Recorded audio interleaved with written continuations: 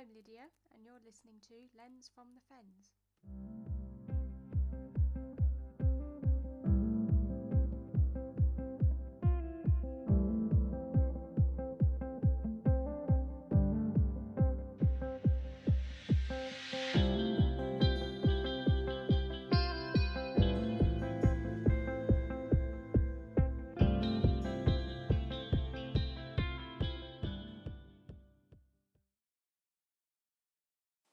Hello everybody, welcome to my final episode for 2020 for Lens from the Fens. As I'm recording this, it is absolutely coming down with snow outside. It's been non-stop since I woke up this morning. There's a nice layer of white on the field behind and also in my garden. The birds have been out. I put some seed out first thing this morning, and the house sparrows and blackbirds and collared doves have been flocking to it and getting all the food that it needs for the winter, as winter has officially arrived by the looks of it. So I did mention in my last episode that I would probably have only done one more outing for my walk, talk and shoot episode, which I posted last time. And I assumed that was going to be my last outing for the year, but I had a bit of spare time and I decided to go out to my local nature reserve just outside of Frognall and Deeping area, and it was really good. The wind, there was hardly any wind, the sun was out the whole time. It was obviously a bit cold, but it was just lovely to walk around, and there was so many different bird species. There was green woodpeckers I heard, there was plenty of fieldfares flying around, goldfinches, blue tits, there was obviously robins, and one of the main features that I saw was a pair of goldcrests, which I have seen there previously, like on the outskirts of the reserve, but this pair, they hung around for so long and the sunlight was directly on them, so they were lighting up against the undergrowth really well, and I somehow managed to get like my first ever clear picture of at least one of them, which I have posted. It's on my Facebook and Instagram under Pinfall Photographic. So I was absolutely elated to get that picture when I went there. And yeah, after that I continued round the reserve. I saw a muntjac.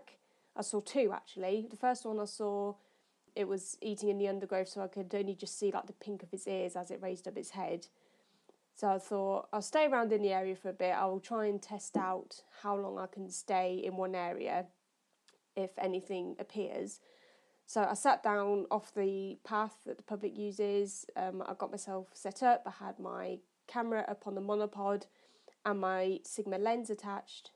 And another muntjac did return to the area, but it was directly behind me, so I didn't have time to turn around and get my lens focused on it. So, and it was sort of like running back and forth, so I wasn't sure if it felt stuck in an area, but I thought I'd leave it, and at least I know that I've got a decent area to sort of hide myself in, especially when it comes to summer and there's a lot more foliage around. So yeah, that was really good. I then walked back along the riverbank, and as I started to leave the reserve in my car, there was a gorgeous buzzard sitting on the fence post on the exit road. So I pulled up and made myself stationary, got some pictures of it. Again, the golden sun was on its front, it showed all of its feathers, and its eye was highlighted really well. So yeah, it was just a really good outing, and I didn't expect to see what I saw for my final outing with my camera for this year. So for this final episode for 2020, I thought I would discuss a bit about what I actually want to plan to do for projects for next year in regards to my wildlife photography. So if by next year, situation, well, the pandemic, if it so allows that we can do a bit more travelling next year, I wish to conduct a few projects on certain mammal species and bird species within the UK, some of which I have either seen and not photographed, or I have photographed but I feel as though I haven't been able to capture the image that I wanted to capture for them.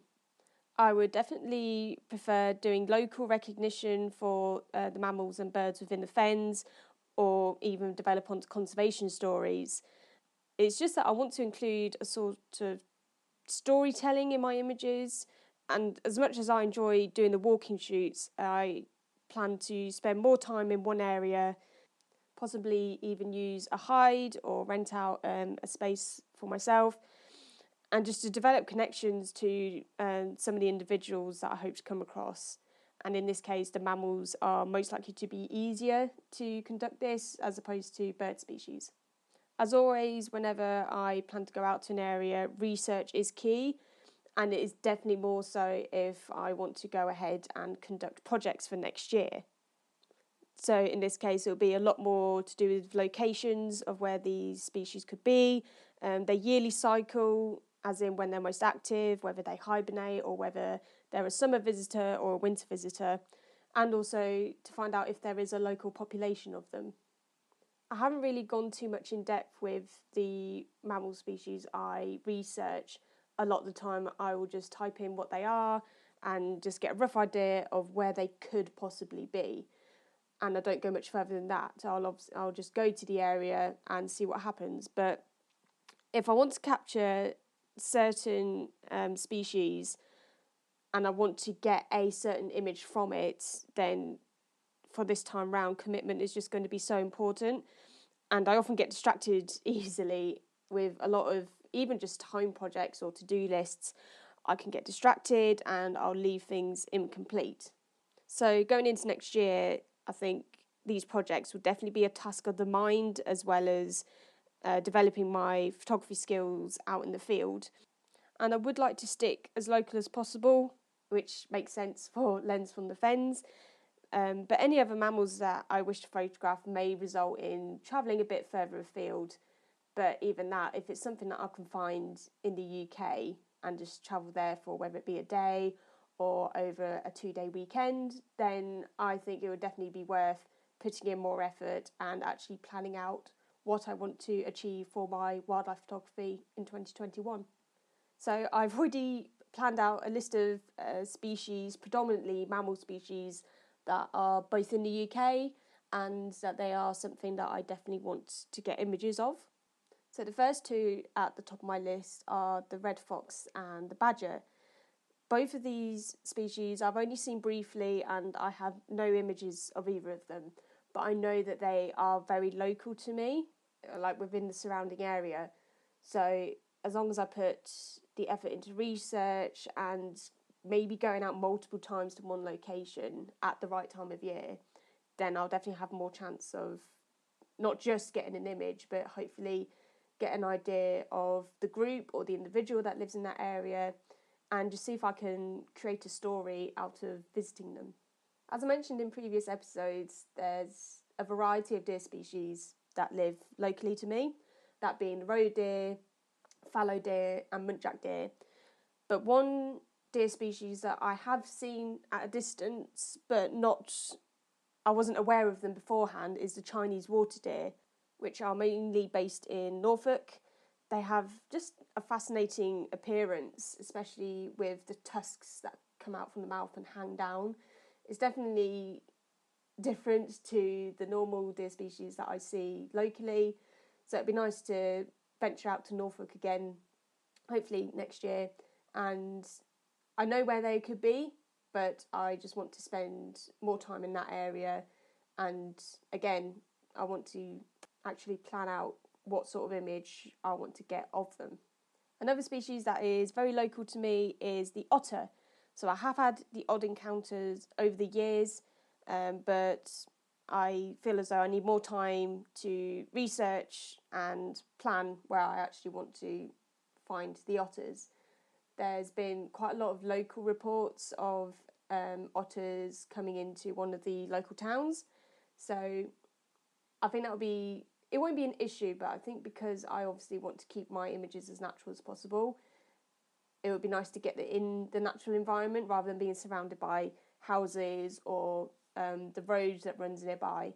But then again, if I want to make a local conservation story, then it might well be worth sort of placing that area on the map and to see how the local otter family interacts with sort of the townspeople and where else they venture to find food or potentially find a mate. Another common sighting near me is that of the brown hare.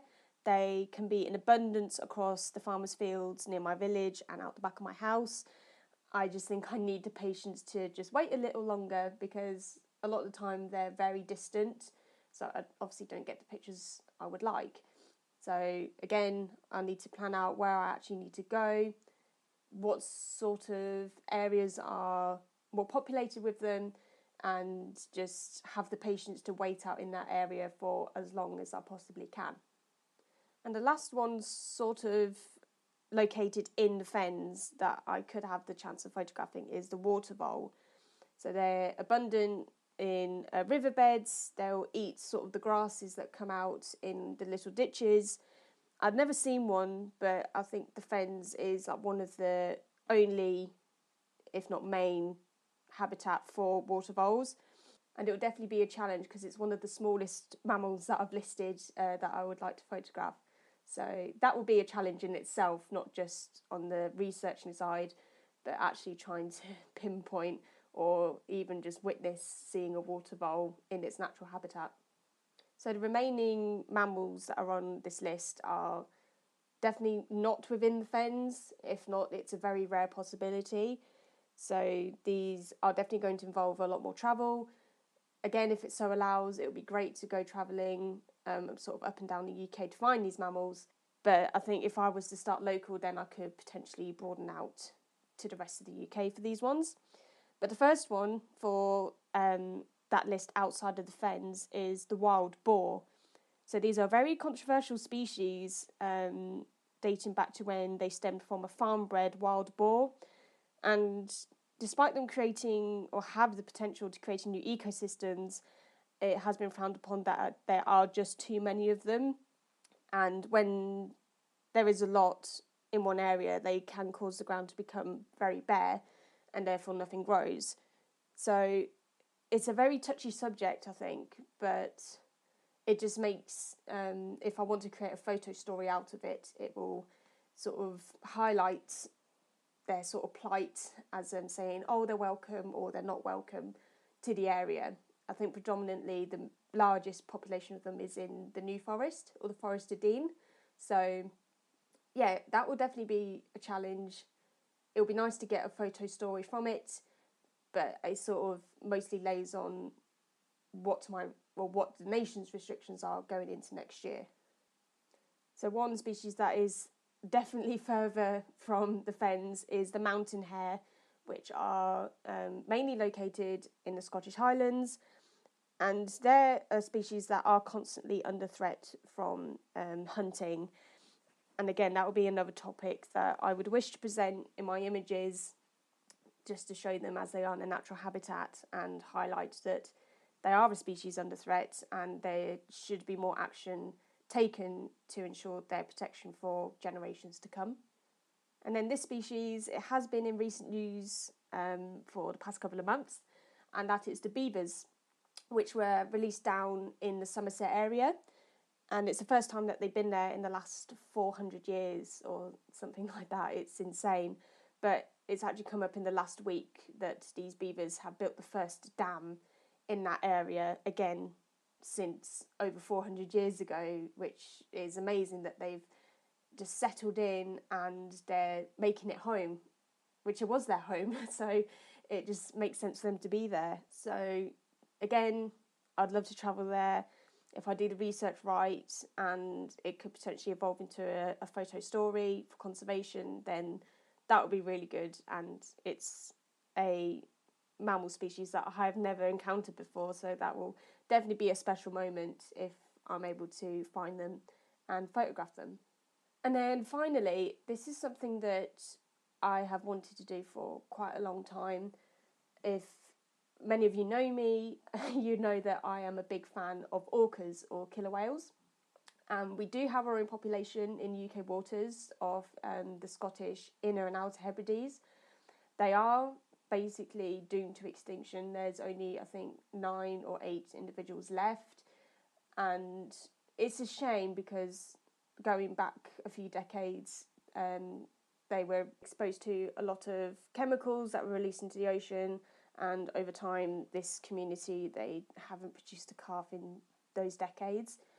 So it's unfortunate that they're obviously not going to be around for a lot longer, but that makes it all the more reason to hopefully find them and document them, because two of the individuals that are mostly seen from that community are named Aquarius and John Coe. So they have been spotted further south. I believe they've been in between Northern Ireland and southern Scotland, and they've travelled just up and down the west coast for quite a few years now. And there has been some really good sightings of them in the past couple of years, just these two males that they sort of journey together. So I am planning to go to Mull next year, and they have been spotted not far from the Isle of Mull, around the Sound of Mull. So I know a lot about them. I've got a good idea of obviously where they'll be at certain times of year. So it'll be really nice to get photographs of those, especially John Coe, because I do have him tattooed on my arm, so he's quite significant to me. But it's not just the orcas. I would love to be able to find the common dolphins, the bottlenose dolphins. They're very abundant in Scottish waters too. Basking sharks, they come out in the summertime, and you can't mistake them. They're the second largest fish in the world. So again, something I would love to tick off my list to do. And there's also good sightings of humpback whales, again, Scotland, a bit further north, and they've also come down as far as off the Welsh coast. So again, if I time it right and I spend as much time as I can in that one area, then I will just have a better chance of getting those images that I've longed for since I started wildlife photography, basically. So for all the species that I've mentioned, I want to spend as much time in that one location as I can. I've only done it a few times in the past few years, where I've just sort of got camoed up and just sat and waited patiently. I haven't done that for quite a long time, and I think coming up into the new year, it will be my goal to achieve going through the year. Obviously, it depends on what situation we're all in, but I think if I'm able to even just do my local list of mammal species, then that would be an achievement in itself. And it's also just touching on the subject of that there isn't an awful lot of female wildlife photographers, especially local to me, but I think in comparison to how many male wildlife photographers there are, not just in the UK but in the world, I sort of hope that one day I can inspire other young girls or young women just to not feel afraid of doing something like this. Because a lot of the time when you want to do a project or you want to do an expedition, it's sort of seen as a lot of male photographers do that because they know more about bushcraft, fieldcraft, blending in with the environment and being able to be out in that location for a long time. But I don't see the reason why women can't do it. So it could be the starting of something. I don't know. I don't know what next year is going to hold for myself or anyone. But I think if I can be an inspiration to other up-and-coming female wildlife photographers, then I'd see that as a job well done. And even if I only do one of these projects, or if I end up doing the majority, I would just like to think that I can inspire those young women to say, you can do this, nothing's stopping you, just get your head down, do the research you need to do, and just get out there and see where the journey takes you. So this rounds off my episode, the last episode for 2020. It's been a strange year. There's been highs, there's been lows, more lows than highs, but it's doing this podcast, I feel as though I've been able to just speak my feelings, share with you what I've learned over the years in photography and also for wildlife.